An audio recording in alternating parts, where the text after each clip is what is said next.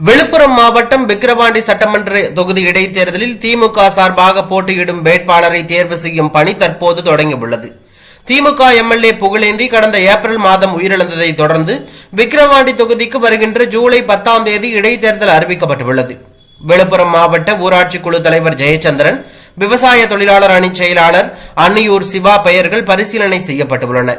அதனைப் போலவே புகழேந்தியின் மருமகள் பிரசன்னா தேவியும் போட்டியிட விருப்பம் தெரிவித்துள்ளார். அதிமுக சார்பாக கடந்த முறை போட்டியிட்டு தோல்வியடைந்த முத்தமிழ் செல்வனுக்கு வாய்ப்பு வழங்கப்படும் என தெரிகிறது.